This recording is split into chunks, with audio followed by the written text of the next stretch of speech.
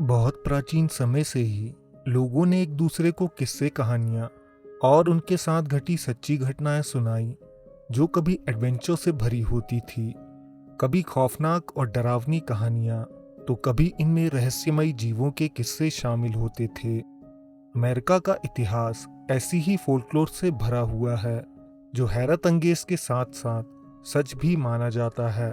साथ ही ये स्टोरीज आज भी कैंप फायर्स में एक दूसरे को सुनाई जाती हैं। आज के एपिसोड में हम अमेरिका के कुछ ऐसे ही लेजेंड्स के बारे में जानेंगे, तो एपिसोड को अंत तक ज़रूर देखिएगा।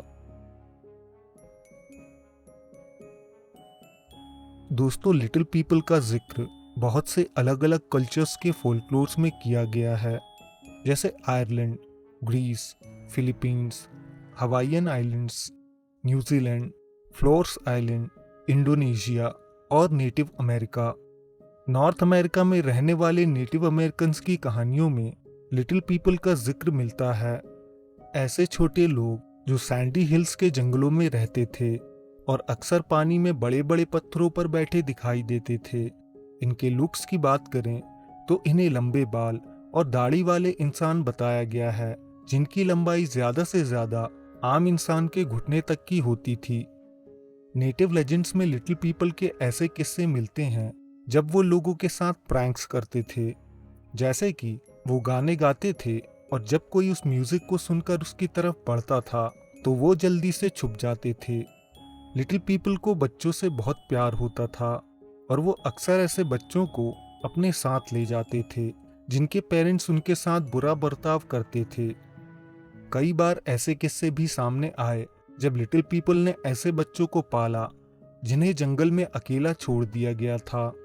कुछ लिटिल पीपल के ऐसे लेजेंड्स भी मौजूद हैं जब किसी इंसान का सामना इनसे होता था तो ये उस व्यक्ति से रिक्वेस्ट करते थे कि वो किसी को इन लोगों के बारे में ना बताए।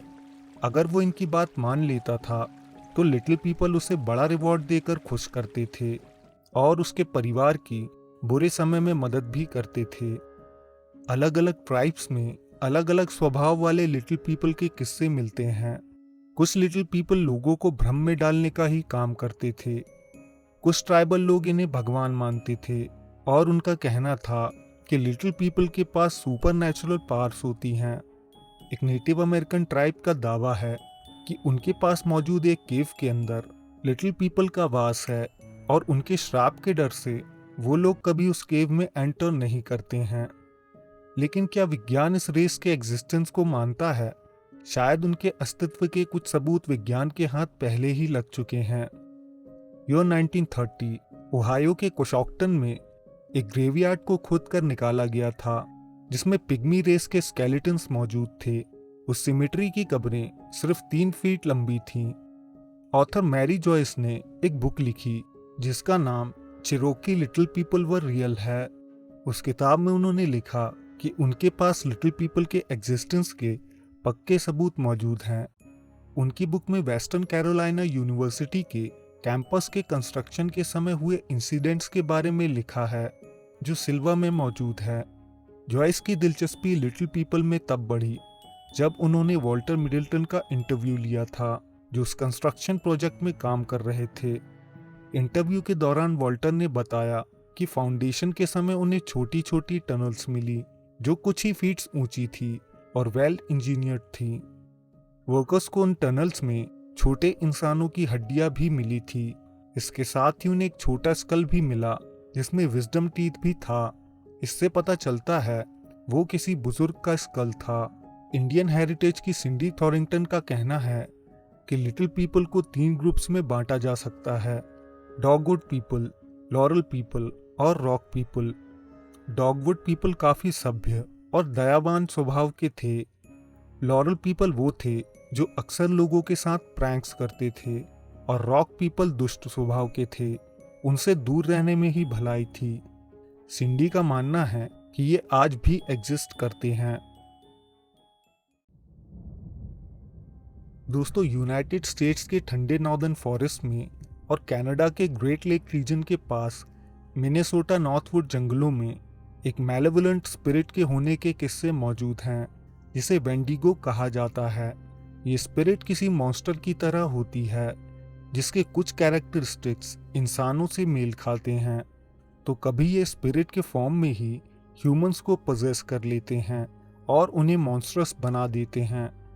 ऐतिहासिक रूप से वेंडिगो को कैनिबलिज्म, मर्डर, कभी ना खत्म होने वाला लालच और कल्चरल टैबू से जोड़कर देखा जाता है। इस क्रीचर को आसपास के इलाकों में प्राचीन काल से रह रही ट्राइब्स के लोग अच्छी तरह जानते हैं। उन्होंने इसे एक ऐसे जायंट के रूप में दर्शाया है जो इंसानों से कई गुना लंबा होता है। आमतौर पर इसे एक खतरनाक स्पिरिट के रूप में देखा जाता रहा है, जो बेहद ठंडे और बर्फीले इलाकों में रहती है, जहां खाने पीने के लिए कुछ भी नहीं होता। ओजिब्वे लोगों ने इसे डिस्क्राइब करते हुए बताया कि ये लगभग पेड़ के आकार का क्रीचर होता है, जिसके होंठ नहीं होते और इसके दांत टेढ़े मेढ़े होते हैं। ये सांप की फुसकार की आवाज में सांस छोड़ता है। इसके फुटप्रिंट्स खून से भरे होते हैं और अपने पास आने वाले मर्द, महिलाओं और बच्चों को खा जाता है। कई बार ये स्पिरिट इंसानों को खाती नहीं, बल्कि उनके शरीर में प्रवेश कर जाती है और वो लोग भी एक वेंडिगो में परिवर्तित हो जाते हैं। फिर ये लोग उन सब का शिकार करते हैं जिनके साथ उनका पुराना संबंध था या जिनसे वो प्यार करते थे। एक लेजेंड के अनुसार वेंडिगो का जन्म तब होता है जब कोई इंसान मजबूरी में जिंदा रहने के लिए नरभक्षी बन जाता है। इतिहास में ऐसा कई बार हुआ है जब लोग बर्फीले इलाकों में लंबे समय के लिए फंस गए और उनके पास खाने पीने का कोई उपाय नहीं था। इस वजह से उन्होंने मरे हुए प्रियजनों को ही खाकर अपनी जान बचाने की कोशिश की थी। इस क्रीचर के डिस्क्रिप्शंस थोड़े बहुत वैरी करते हैं, लेकिन सभी लोगों ने उसे एक बेहद विशालकाय जीव बताया है जिसकी आंखें ग्लो करती हैं, जिसके पंजे टेरिबल होते हैं और इनकी जीभ बहुत लंबी होती है। कई बार इस जीव के पास सुपरनैचुरल पावर्स होने की बातें भी कही गई हैं। ये एक बेहद कुशल शिकारी है जो अपने इलाके के एक एक इंच का इस्तेमाल बखूबी करता है और मौसम को भी नियंत्रित कर सकता है। अमेरिका के जंगलों में वेंडिगो की सैकड़ों रिपोर्टेड साइटिंग्स हुई हैं। 20th सेंचुरी आते ही एग्लोक्विन ट्राइब्स ने बहुत से लोगों के गायब हो जाने के पीछे वेंडिगो का हाथ होने का दावा किया था।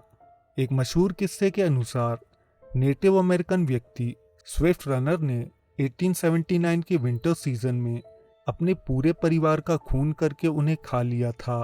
एनिमल प्लैनेट के अनुसार उस व्यक्ति को वेंडिगो ने पजेस किया था। आज के एपिसोड में बस इतना ही। वीडियो पसंद आया हो तो ज़्यादा से ज़्यादा लाइक करके हमें सपोर्ट करें। कमेंट्स में अपनी राय दें। अगर आप चाहें तो हमारे चैनल को सब्सक्राइब करके बेल आइकन दबा सकते हैं। हम जल्द आपसे एक नए एपिसोड के साथ मिलेंगे। धन्यवाद।